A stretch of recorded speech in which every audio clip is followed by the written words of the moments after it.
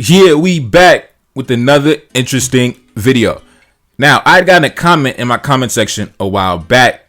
Now, you know, if you go to my playlist section, I have a playlist entitled The Most Powerful Black Man of the Last 500 Years. And that's a documentary that I did that pretty much described the reign and the administration of King Henri Christophe. As we all know, King Henri Christophe was the king of Northern Haiti from 1807 until his death in 1820. And I always say that's the most powerful black man of the last 500 years, the most wealthy black man of the last 500 years. And that's my guy right there, bro. You know, on my channel, I'm always singing his praises. But I had gotten a comment from one of my subscribers who basically asked me, King Henri Christophe, I hear you, but if he was so amazing, then why did the people rebel against him? Why did they go into open revolt? And today we're going to talk about that. Why did the Haitian military overthrow King Henri Christophe? Now, it wasn't the Haitian people. The Haitian military, the high-ranking officials in the military, they overthrew him. It wasn't the citizens. Now, let's continue. In order to explain this story, I'm going to go into one of my favorite books. Take a look up on the screen. Henri Christophe, Thomas Clarkson, A Correspondence. This book is somewhat of it talks about the Haitian Revolution, it talks about Dessalines' administration, it talks about Christophe's administration, and it also contains official government documents, official government letters, correspondences between King Henri Christophe himself, Christophe's secretaries and advisors, back and forth between the British government, Thomas Clarkson in particular.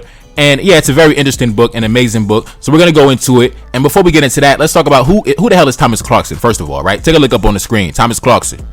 Thomas Clarkson was an English abolitionist and a leading campaigner against the slave trade in the British Empire. He helped found the Society for Effecting the Abolition of the Slave Trade and helped achieve passage of the Slave Trade Act in 1807, which ended the British trade in slaves. Now, as we all know, the British did not abolish the slave trade because they found Jesus, because they came to, they became good Samaritans. No, they abolished the slave trade because they didn't want their fellow European rivals to continue to enrich themselves off the back of the slave trade, right? They didn't do it because they wanted to save the downtrodden Africans. They did it because they didn't want the French and the Americans and everybody else getting rich, bro. That's all it was. And also because the Haitian Revolution popped off a few years before, they didn't want to continue importing slaves into the British colonies to outnumber the British colonists and then overthrow them like the Haitians did the French. That's why, bro. That's the facts. Now let's continue. Why did the Haitian military overthrow King Henri Christophe, right? The greatest Haitian leader of all time. One of the greatest black men to ever walk the face of the earth. The most powerful black man of the last 5 centuries. Why would you overthrow such a great man? A fearless man that stood toe-to-toe against the French, the British, the Spanish, who held his nuts against the American government, who held his nuts against the King of France, King Louis XVIII. Did you know that when King Henri Christophe was on the throne, the French didn't dare to send a single expedition, bro. They didn't dare to send a single troop to his territory, bro. And when they did, I believe I told you that story. I told you that story in 1814 when the French government sent ambassadors to Christophe's territory. Franco de Medina, yeah. You know what Christophe did? Yeah, he killed him. He never went back home. He died in Haiti. So why would you overthrow such an amazing man, a fearless man? Let's get into the story, man. Let's jump into the book, man. Now, first things first, what you got to know is during Christophe's time on the throne, the country was split into 2 governments, right? And Christophe controlled the north, as you can see, the Kingdom of Haiti, right? The Kingdom of Haiti, that was Christophe's territory. That was his sovereign territory. And in the south, you had the Republic of Haiti, which was controlled by, the light-skinned mulatto boys, the light-skinned mulatto officers. So I just got to set the stage for you right there. And now let's jump into the book. Let's jump into page 55. It says this. However much the Haitians disliked the rigid discipline imposed upon them and resented their loss of personal liberty, the will of their unrelenting king prevailed, and under his guiding hand, the country prospered. Produce of every kind poured in from the plantations, a small navy patrolled the coast, and a profitable commerce was developed with other nations. The state coffers were filled to overflowing, the annual revenue amounting to $3.5 million. The nobility and landowners became wealthy, and want and hunger disappeared. The rural laborers enjoying 1/4 of the crops. The schools flourished. A printing press was established at Sans-Souci, and a theater was built near Cap Henri. Indeed, in prosperity and in grandeur, the Kingdom of Haiti was beginning to rival the old colony of Saint-Domingue. Now, yes, as you already know, even though during this time, Haiti was not recognized as a sovereign nation by any of the European powers, but as you already know, the French colony of Saint-Domingue was the most productive and the richest colony on the planet, and black men inherited all that productivity. Black men inherited that territory. It would be like inheriting Amazon, right? So even though they might not want to officially recognize Haiti, they still gonna pull up to them docks. They still gonna pull up and cop what we have to sell. They still gonna come and buy that coffee. They still gonna come and buy the sugar. They still gonna come and buy everything we have for sale, because these are things that the world needs. Now let's continue. Take a look up on the screen. Wishing to develop his schools and to found a royal college and to introduce modern medicine, Christophe requested William Wilberforce to send out 7 schoolmasters, a tutor for his son, and 7 different professors. Among these, a classical professor, a medic, a surgical, a mathematical, and pharmaceutical chemist. Christophe also asked for farmers and that he might introduce English methods of agriculture. Wilberforce not only sent the plowmen, but the plows as well. With the greatest care, he examined applicants from every walk of life before dispatching them to Haiti. Christophe's confidence in him was unbounded, and £6,000 was sent to him for advancing salaries. Now, if you convert £6,000 back in 1814 to USDs in the modern day, that's over $600,000, bro. You know what I'm saying? Christophe said, my nigga, hold that. You know what I'm saying? Hold that 600,000, my nigga. Bring that. Bring them teachers. Bring all that. You know what I'm saying? My people need all that. Yeah, bro. Yeah. Now, let's continue. Take a look up on the screen. Let's jump to page 63. Not long after he sought the assistance of Wilberforce, Christophe applied to Thomas Clarkson. In 1815, wrote Clarkson in his unpublished biography. Now, this is what Thomas Clarkson had wrote in his autobiography. He said this: I entered into a correspondence with Henri Christophe, King of Haiti. The king wrote me a letter in which he was pleased to say that he had heard of my exertions to abolish the slave trade, for which he, in common with those of his race, could not feel too thankful, that he had just abhorrence of it, and would do all that he could to suppress it, either by subscription to the Society, the African institution in London, or by anything he could do at home, that he should forever love the English nation for their generosity towards Africa, and that he would endeavor, by degrees, to introduce their laws and constitution into Haiti.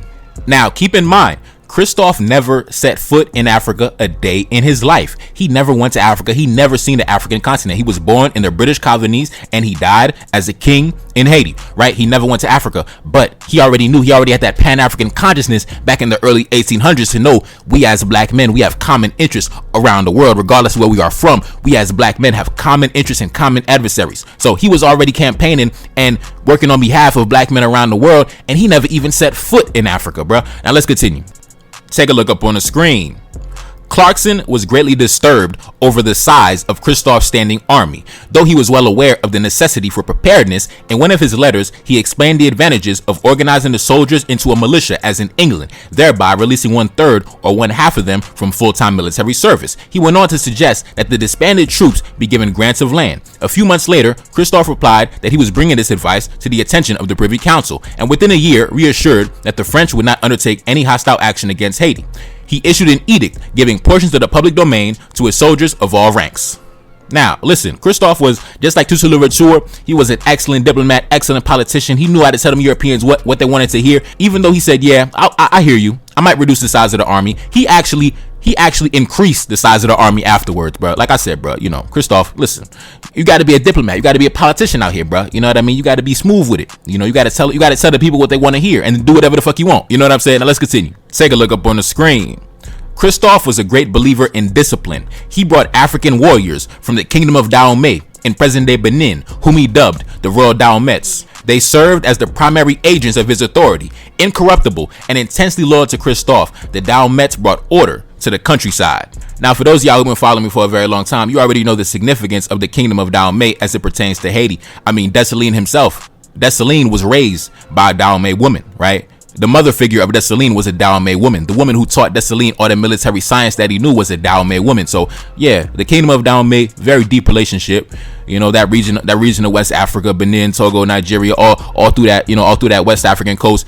Very, very deep connection with the Haitian nation. Now let's continue. Take a look up on the screen.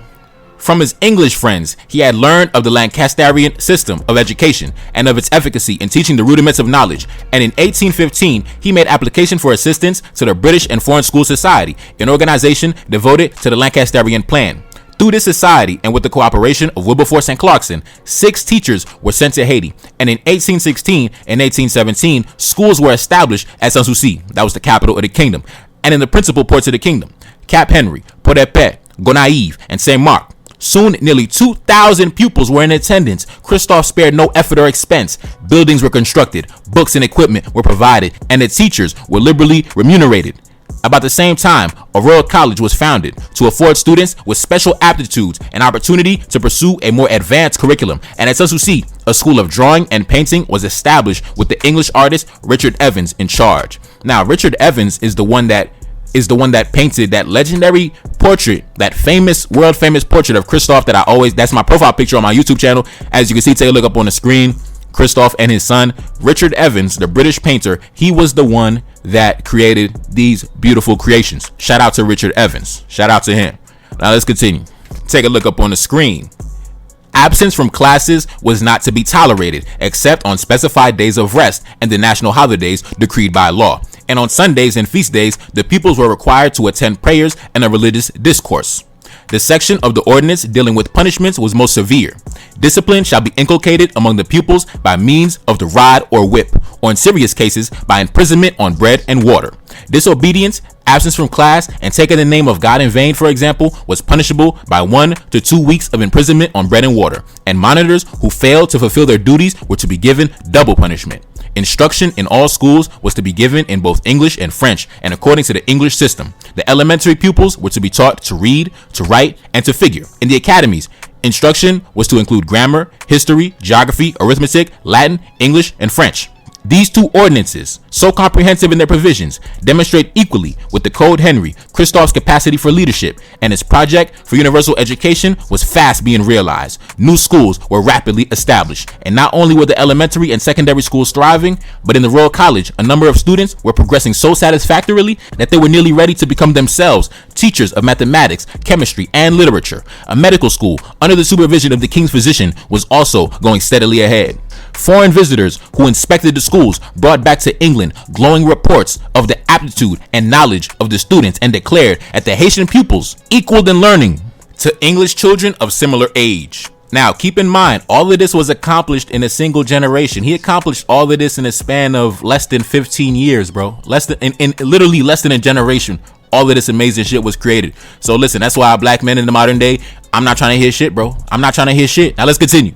Let's talk about the death of Christophe, okay? Let's jump into it. Take a look up on the screen.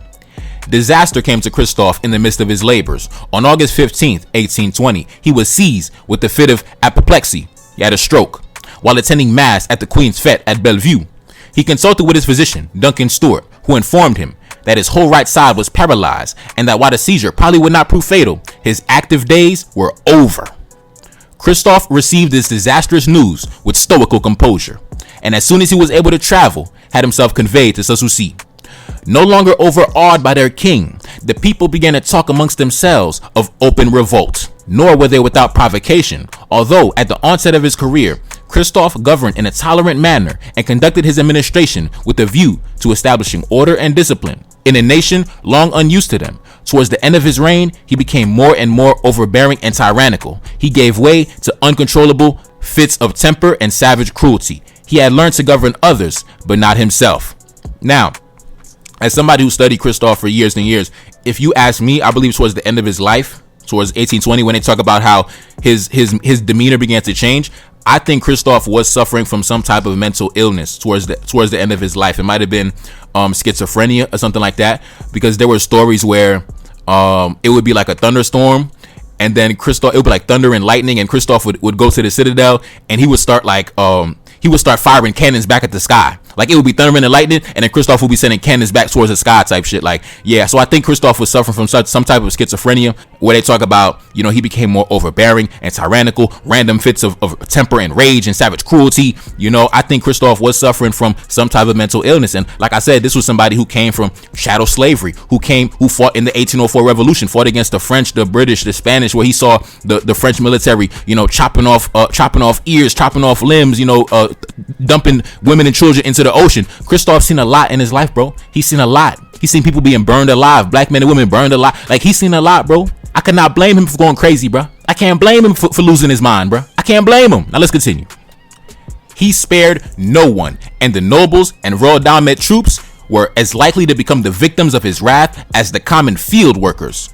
In the dungeons of the citadel Henri, those who had incurred the king's displeasure languished and died. He continued to supervise everything.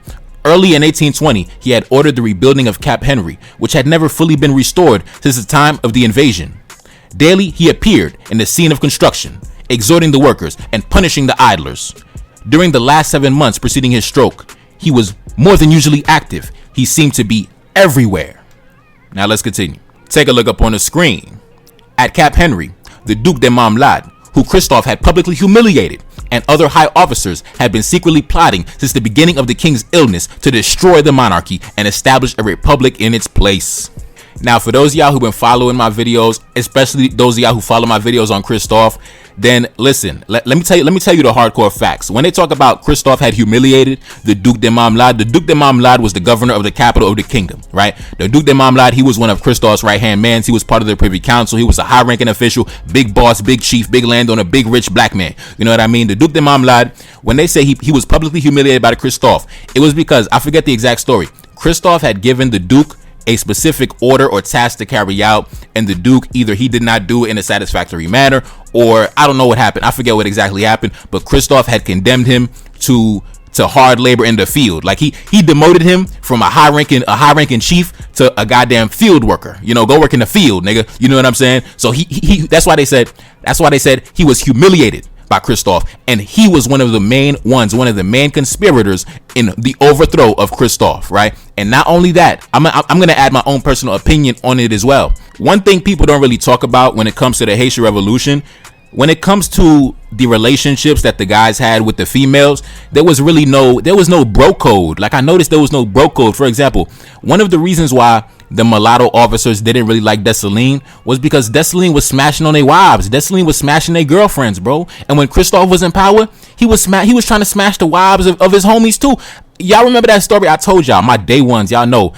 It was the Duc de l'Avance. Christophe had told the Duc de l'Avance to go work at the Citadel tonight. Go work at the Citadel. And then Christophe went to his house and tried to smash his wife. The Duc de l'Avance came home and saw Christophe inside his house with his wife. Dead ass, bro. I'm not even kidding. And on top of that, I told y'all, Christophe was the richest black man of the last 500 years. So even though the men around him, his right-hand mans, the Privy Council, they were also wealthy and powerful as well. But they were not wealthy and powerful like Christophe. Christophe had the palace. Christophe had like 10 mansions across the kingdom. He had the Citadel. The Citadel was also like another house. So Christophe was like, bro, I mean, he had the best horses in the goddamn kingdom. I mean, Christophe was the freshest nigga in the kingdom. Christophe had the most ice, the most jewelry, the most money. You know what I mean? He died as a multi-billionaire. So in my opinion, I think there was a lot of jealousy. You know, black men, so much jealousy among black men. So in my opinion, I think it was jealousy among black men as well that inspired his own officers to overthrow him as well. It was jealousy. Christophe trying to smash their wife, Christophe humiliating them, Christophe losing his mind, becoming schizophrenic and becoming overbearing and tyrannical. All of this was a powder keg that resulted in the military coming against him. That's what happened, in my opinion, my assessment. Now let's continue. Baron Dupuis, one of the king's most loyal supporters, probably knew something of this scheme, but he did not communicate his suspicions to Christophe because of his firm conviction that no measure of the king could change his destiny. Before Marmelade's plans were perfected, however, a revolt against the king burst forth in an unexpected quarter. The garrison at Saint-Marc on the western coast, infuriated at the punishment of one of their officers by Christophe, revolted on October 1st, killing their commander and wishing to unite with the Republic of the South, sent a conciliatory message to President Boyer. President Boyer, the president of the Southern Republic of Haiti, light-skinned mulatto nigga, you know what I mean? They were like his own officers at the garrison of Saint-Marc. They revolted and they wanted to unite with the Republic of the South. Now, let's continue. Take a look up on the screen. Learning of this uprising, Christophe acted promptly and October 6th commanded the soldiers at Cap Henri to march against Saint-Marc. But instead of obeying his order, they flouted his authority and themselves broke into open revolt. So widespread was this spontaneous insurrection that Marmelade, the royal governor at the Cap, and his fellow conspirators, whose own coup d'etat was anticipated, took charge of the insurgent army. To indicate their hatred of the king, the generals tore from their uniforms the crosses of the Order of St. Henri and trampled them into dust. The cry from every throat was down with the king, and after a night of rioting and dancing at Cap Henri, the troops, with Marmelade at their head, on Saturday, October 7th, began their march to Haut du Cap, a hamlet 3 miles away on the road to Sans-Souci. Stunned by the news of another rebellion, Christophe hesitated for the first time in his life. All day, October 7th, he kept to his private quarters at the palace, but his indomitable will had not deserted him, and at last, about 4 o'clock in the afternoon, he determined to act. Unable to mount his horse and ride at the head of his soldiers, he ordered his household troops to pass in review before him, for he knew only too well how much his power depended upon his personal bearing. Leaning heavily on the arm of a domestic who supported his right side and brandishing a pistol in his left hand, he harangued the palace guard, directed that $4 be paid to each man, and ordered them to attack the incoming insurgents. In the meantime, the rebels from Cap Henri arrived at Eau-de-Cap, 9 miles from Sanssouci. They threw up hasty defenses here on Sunday, October 8th. Christophe's troops, under the command of Prince Joachim, opposed the insurgents, but instead of obeying the order to attack, they joined with the enemy. Prince Joachim, who alone remained faithful to the king, turned and fled back to the palace. Christophe, who was anxiously awaiting the outcome, received news at 8:30 the same evening that even his personal troops had abandoned him. He called his family to him and exhorted them to show courage and resignation, bade them an affectionate farewell. Turning to Dupuis, he said, "Save yourself. My time is finished." A few minutes later, having asked his attendants to leave him, he shot himself in the heart. That same night, Dupuis and Queen Marie-Louise, accompanied by 2 princesses and several others, secretly carried the king's body from the palace just in time to escape the bloodthirsty mob, now almost at the palace gates. The last vestiges of Christophe's monarchy had been obliterated. Thus, the magnificent plans of Henri Christophe came to an end. All work stopped at his death.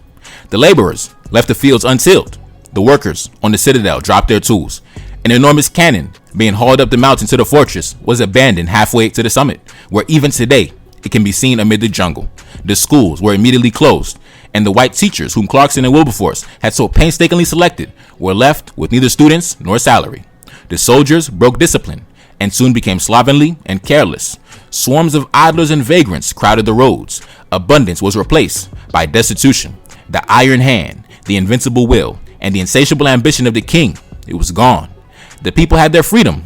The tyrant was dead. But for many a year, black men and women spoke of him simply as l'homme. And looking up at the mighty citadel, gazing on the palace of Sanssouci, remembering the former days of prosperity. Man, listen, let me tell you something, bro. Let me tell you something, man. Now, as I told you before, I told you the country was split into 2 governments during the reign of Christophe, the Kingdom of Haiti up north and the Republic of Haiti down south. Now, when Christophe died, the Kingdom of Haiti was abolished at his death, and the Republic of Haiti took over the entire island. The Republic of Haiti still stands today. The Republic of Haiti, it was never as prosperous, it was never as stable, it was never as luxurious and glorious, and it just never had the stability that Christophe had in the kingdom, right? It was a corrupt government, an incompetent government ruled by a bunch of crooks and thieves and a bunch of mulatto niggas who thought they were French, a bunch of light-skinned niggas who thought they was French. And that corruption is still here to this day. Where the money is in the pockets of a few, light-skinned motherfuckers, now it's not even light-skinned motherfuckers no more, bro. Now it's a bunch of Arabs and Jewish men and a whole bunch of Palestinians and a bunch of Lebanese dudes and Syrian dudes who came as immigrants to the country in the year like 1896, bro. Like a bunch of like dudes who came 100 years ago. They are now the ruling class, bro. So unfortunately, when Christophe died, all his amazing plans died with him, and the history could have panned out differently if instead of the Republic taking over, imagine the kingdom took over and the kingdom was still standing to this day. And I think, who knows what it could have been? Who knows what we could have had? But, it is what it is, bro. It is what it is. Anyways, man, that's the story right there. That's the reason why the Haitian military overthrew King Henri Christophe, the greatest black man, the greatest black leader, one of the greatest black leaders of all time, man, in the Western Hemisphere. You know what I mean? The richest black man of the last 500 years, the most powerful black man of the last 500 years. That's why they overthrew him, bro. Jealousy, mental illness, a lot of shit, bro. Jealousy, mental illness, and just not seeing the bigger picture, man. Them boys ain't see the bigger picture, bro. They ain't see the bigger picture. It is what it is. It's your boy Never Car Desaline back in the building. Yes, indeed. Cash app up on the screen, and I'm gone. Peace.